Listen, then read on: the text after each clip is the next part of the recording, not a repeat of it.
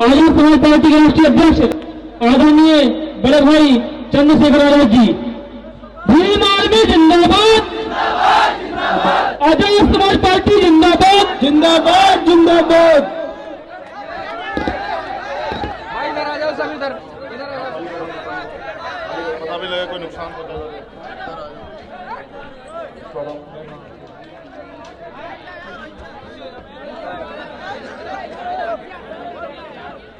जय भीम।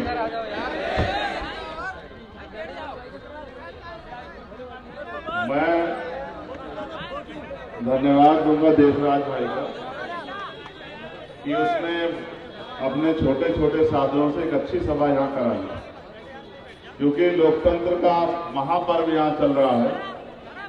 आपको फैसला करना है कि अगले 5 साल आपको कैसे मध्य प्रदेश में कैसे जो है अवसर प्राप्त होंगे, किस तरह की जो है व्यवस्थाएं सुविधाएं आपके लिए होंगी, उसके फैसले आपको करने हैं। और मेरे कंधों पे जिम्मेदारी है कि जहां मुझे अपने सक्षम प्रत्याशी की भी सभा करनी है, वहां मुझे अपने उस गरीब प्रत्याशी की भी सभा करनी है जो लोकतंत्र में अपनी भूमिका अदा कर रहा है। तो मैं आप सबका धन्यवाद करूंगा। धन्यवाद के साथ साथ जो समय समय पे भारत की धरती पे महापुरुष जन्मे उनको नमन करता हूं। और एक अच्छा मंच आप लोगों ने सजाया है। यहां देशराज पवैया जी हमारे प्रत्याशी हैं।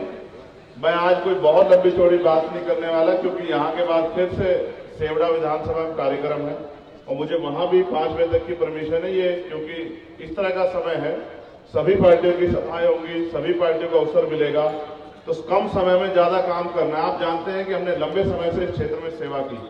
मध्य प्रदेश का कोई जिला, कोई कस्बा, कोई नगर, कोई गांव ऐसा नहीं जहां भीम आर्मी के लोगों ने पिछले 5-6 साल से जनता की सेवा ना की।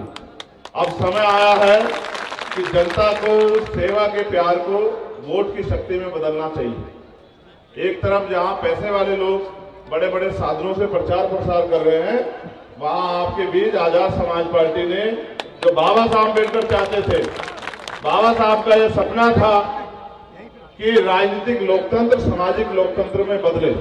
और सामाजिक लोकतंत्र तब तैयार होगा जब गरीबों के बच्चे भी आगे बढ़ेंगे, जब गरीबों के बच्चों को भी आगे बढ़ने का मौका मिलेगा। अमीरों ने तो लंबे समय तक इस देश में राज किया, और अमीरों के राज में आपकी जिंदगी में क्या बदला ये आप बेहतर जानते हैं। मैं तो पूरे रास्ते चल के आया, चारों तरफ बड़ी बड़ी दुकानें हैं, व्यापारी भाई अपने अपने दुकान में बैठ के अपनी अपनी आमदनी के बारे में सोच रहे हैं, वो अपने भविष्य के बारे में सोच रहे हैं। आपको भी अपने भविष्य के बारे में सोचना चाहिए। यहाँ किले भी मुझे दिखाई दे रहे हैं, यहाँ महल भी है, और तमाम तरह की वो जो राजतंत्र में जो स्थिति थी वो भी है। लेकिन सच ये है कि राजतंत्र में हम लोग अधिकार विहीन थे, अब लोकतंत्र है। लोकतंत्र में हम लोग अधिकार अपने हाथ में ले सकते हैं अगर अपनी वोट का सही इस्तेमाल करें। तो मैं आपसे आग्रह करूंगा, मेरे नौजवान साथियों, हमारी माताओं, बहनों, बच्चों और बुजुर्गों, इस लोकतंत्र में आपकी ताकत तब बनेगी जब आप अपने बीच के व्यक्ति को कामयाब करोगे। आज जिस तरह से आप यहाँ बड़ी संख्या में इकट्ठा हुए हो, और यहां से आपकी पार्टी का, क्योंकि बहुत बड़ी मीडिया आपकी पार्टी को नहीं दिखाएगी, बहुजन मीडिया के साथी है, जो हमारे प्रिंट मीडिया के साथी वो आपकी खबर छापेंगे। मैं आपसे आग्रह करूंगा कि आप इसको ये मत समझना कि ये आपका गरीब प्रत्याशी है। लोकतंत्र में ताकत देने के लिए सिर्फ बटन दबाना पड़ता है, कोई पैसा नहीं खर्च होता है। अगर आप अपनी वोट की ताकत को भाई देशराज जी के पक्ष में दोगे तो यहां से आप गरीब का बेटा आगे बढ़ेगा और आपके क्षेत्र में विकास में भी 4 चांद लगाएगा और आपकी समस्याओं का भी हल करेगा। और अगर आपने जिस तरह से यहाँ धन बल की राजनीति हो रही है, जिस तरह से यहाँ बाहुबल की राजनीति हो रही है, जिस तरह से यहाँ लूटपाट की राजनीति हो रही है, भ्रष्टाचार की, अगर आपने गलत फैसला लिया तो आने वाले 5 साल आपको पछताना पड़ेगा और तमाम तरह की मुसीबतें आपको चारों तरफ से घेर के रखेगी। मैं आपसे आग्रह करूंगा कि बाबा साहब अम्बेडकर के अगर सपनों को साकार करना है तो अपने एक एक वोट को भाई देशराज पवैया जी को इनके चुनाव चिन्ह केतली पर जब 17 तारीख को आप वोट डालने के लिए जाएं तो एक एक वोट केतली के चुनाव निशान पर डाल के इनको कामयाब करें। और अमीरों, धन्ना सेठों और बाहुबलियों को बताओ कि अब हम यहाँ इस प्रदेश में ताकतवर अमीरों के भरोसे नहीं रहेंगे, अपने लोगों के भरोसे रहेंगे और अपनी ताकत से आगे बढ़ेंगे। क्योंकि मुझे और सभाओं में भी जाना और हमारे तमाम सम्मानित यहाँ मौजूद हैं, हमारे प्रभारी जी भाटी जी, हमारे प्रदेश अध्यक्ष बैरसिया जी, भाई दामोदर जी, हमारे राष्ट्रीय महासचिव भीम आर्मी भाई कमल जी, और यहाँ के जिला के अध्यक्ष और यहाँ के हमारे तमाम समाज नेता, विधानसभा के प्रभारी अध्यक्ष और एक एक कार्यकर्ताओं से मैं ये आग्रह और निर्देश के तौर पे कह रहा हूं कि चाहे कुछ हो जाए, ये वोट का अधिकार हमें अपनी तरक्की के लिए, आगे बढ़ने के लिए मिला है। अपनी एक एक कीमती वोट को बिना किसी संकोच, बिना किसी सिकवा के, और ये बताते हैं कि बाबा साहब अम्बेडकर की विचारधारा कौन सी गली, कौन से मोहल्ले तक पहुंची है, कौन से क्षेत्र तक पहुंची है। आप आजाद समाज पार्टी के पक्ष में वोट करके आजाद समाज पार्टी के अपने बीच के प्रत्याशी को कामयाब करने का काम करना।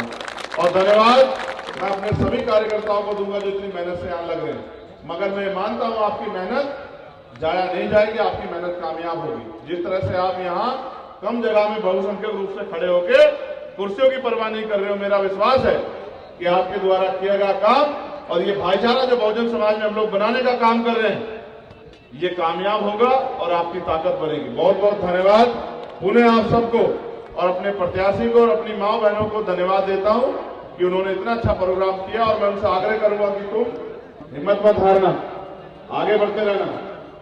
हलचल मचाने के लिए ठहरे हुए जल में कंकड़ काफी होती है। तुम तो नौजवान हो, तुम तो बहादुर हो।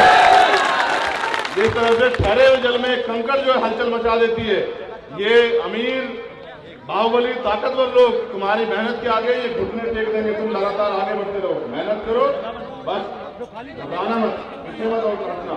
तुमसे हजारों लोग तुमसे उदाहरण लेके आगे बढ़ेंगे और एक दिन आएगा कि मध्य प्रदेश और देश में सामाजिक लोकतंत्र स्थापित होगा और गरीबों के बच्चे राज करेंगे और अमीर बैठ के तमाशा देखेंगे। वो दिन जल्दी आएगा। बहुत बहुत धन्यवाद।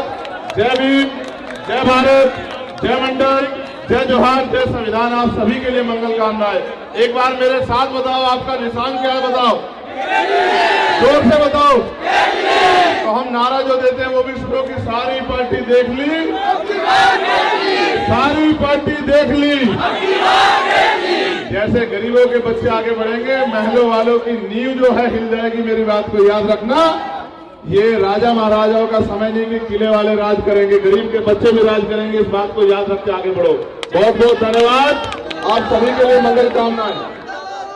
जब आप वोट डालने जाओ तो इनके 4-4 बच्चों की कुर्बानी को याद रखना और इनके संघर्ष को याद रखना, और आज जो अधिकार हमें मिले उसको याद रखना कि अगर ये रहबर महापुरुष ना पैदा होते, ये महलों में पैदा हुए क्या? बताओ। ये तो गरीब घर में जन्मे और तमाम तरह का अपमान सह के आगे बढ़े। अगर आपने इनकी बात को मान के अपने प्रत्याशी को वोट दिया तो